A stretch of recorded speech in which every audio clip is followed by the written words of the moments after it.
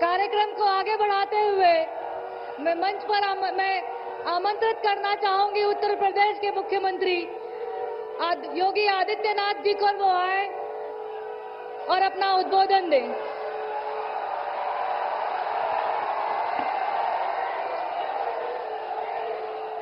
भारत माता की, भारत माता की, भारत माता की। वंदे वंदे वंदे।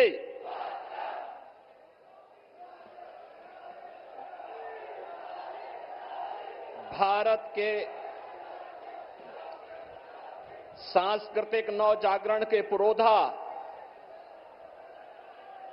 दुनिया के सबसे लोकप्रिय राजनेता,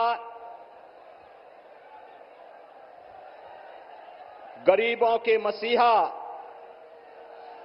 भारत के यशस्वी प्रधानमंत्री आदरणीय नरेंद्र मोदी जी, मंच पर उपस्थित प्रदेश सरकार में मंत्रिमंडल के मेरे वरिष्ठ सहयोगी कृषि मंत्री श्री सूर्य प्रताप शाही जी, प्रदेश सरकार में मंत्री श्री दारा सिंह चौहान जी, प्रदेश सरकार के मंत्री और सुहेल देव राजभर पार्टी के नेता अध्यक्ष श्री ओम प्रकाश राजभर जी, माननीय सांसद आजमगढ़ और भारतीय जनता पार्टी एनडीए के प्रत्याशी श्री दिनेश लाल यादव निरोहुआ जी, लालगंज लोकसभा सीट पर भारतीय जनता पार्टी और एनडीए की प्रत्याशी श्रीमती नीलम सोनकर जी, कार्यक्रम का संचालन कर रही लालगंज की सांसद श्रीमती संगीता आजाद जी, भारतीय जनता पार्टी के प्रदेश के महामंत्री श्री गोविंद नारायण शुक्ल जी, विधान परिषद के सदस्य श्री विजय बहादुर पाठक जी, राम सूरत राजभर जी, क्षेत्रीय अध्यक्ष सहजानंद राय जी, भारतीय जनता पार्टी और सहयोगी दलों के हमारे सभी पदाधिकारीगण, भारी संख्या में उपस्थित लालगंज और आजमगढ़ संसदीय सीट से जुड़े हुए सभी मेरे उपस्थित बहनों और भाइयों, आज आदरणीय प्रधानमंत्री जी का आजमगढ़ जनपद की निजामाबाद की इस विधानसभा में संसदीय क्षेत्र में आजमगढ़ और लालगंज संसदीय क्षेत्र के मतदाताओं को, यहां की जनता जनार्दन को मार्गदर्शन प्राप्त होने जा रहा है। इस अवसर पर नए भारत के शिल्पी, भारत के सांस्कृतिक नवजागरण के पुरोधा, गरीबों के मसीहा, 10 वर्ष के अंदर जिन्होंने भारत के कायाकल्प को करके दुनिया के अंदर सम्मान बढ़ाया है, ऐसे प्रधानमंत्री मोदी जी का मैं आप सबकी ओर से, प्रदेशवासियों की ओर से हृदय से स्वागत करता हूं, अभिनंदन करता हूं।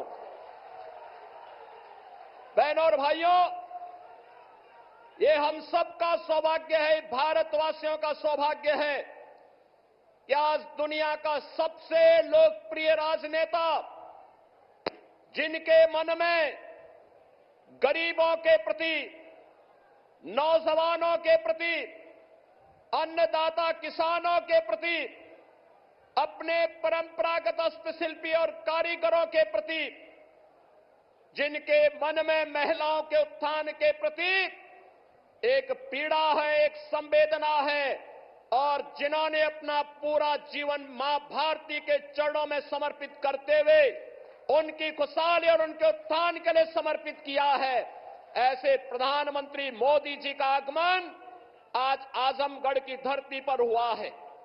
बहनों और भाइयों, आज से 10 वर्ष पहले का भारत पहचान के संकट से और विश्वास के संकट से जूझ रहा था। सुरक्षा का एक खतरा हर एक व्यक्ति के ऊपर मंडरा रहा था। विकास कार्य कांग्रेस नेतृत्व सरकार के भ्रष्टाचार की भेंट चढ़ चुकी थी और गरीब कल्याण के नाम पर गरीब भूख से मरता था, किसान आत्महत्या करता था, बेटी और व्यापारी सुरक्षित नहीं थी। और आजमगढ़ का तो कहना ही क्या है, कहीं भी देश और दुनिया में आतंकी घटना घटित होती थी, उसके तार इस आजमगढ़ जनपद से जुड़ करके पूरे आजमगढ़ को बदनाम कराया जाता था। बहनों भाइयों, पिछले 10 वर्ष में आपने बदलते हुए भारत को देखा है। एक नया भारत का दर्शन कर रहे हैं। दुनिया के अंदर सम्मान बढ़ा है, सीमाएं सुरक्षित हुई हैं, आतंकवाद और नक्सलवाद पर प्रभावी अंकुश लगा है। और यही नहीं, अब आजमगढ़ में आदरणीय प्रधानमंत्री जी ने महाराज सुहेलदेव के नाम पर एक विश्वविद्यालय दे दिया है। आजमगढ़ को पूर्वांचल एक्सप्रेसवे दे दिया है। और अभी 2 महीने पहले ही प्रधानमंत्री जी आजमगढ़ आए थे। आजमगढ़ वासियों को एयरपोर्ट की सौगात भी दे गए हैं। आजमगढ़ को पहले जिन लोगों ने परिवार की बपौती बनाया था, वे लोग आज बेनकाब हुए हैं। आज आजमगढ़ चाहे वाराणसी से हो, चाहे गोरखपुर से हो, चाहे अयोध्या से हो, चाहे प्रयागराज से हो, 4 लेन की बेहतरीन कनेक्टिविटी के साथ जुड़ करके नए भारत के नए उत्तर प्रदेश का नया आजमगढ़ बन चुका है। और इसलिए बहन और भाइयों, अब आपको देश और दुनिया में जाने में संकट नहीं होता है। पहले होटल की बात तो दूर, धर्मशाला में भी रूम नहीं मिलता था। आजमगढ़ के नाम पे लोग चौंकते थे। आज बहन और भाइयों, सुरक्षा का बेहतर वातावरण, सम्मान नए आसमान को छू रहा है। ओडीओपी के माध्यम से आदरणीय प्रधानमंत्री जी के मार्गदर्शन में जो नई पहचान मिली है, इस पहचान को तो आगे बढ़ाने का काम हुआ ही है।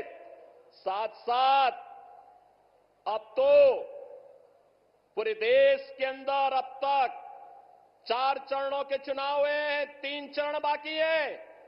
4 जून का इंतजार के बगैर पूरे देश के अंदर आवाज आ रही है कि फिर एक बार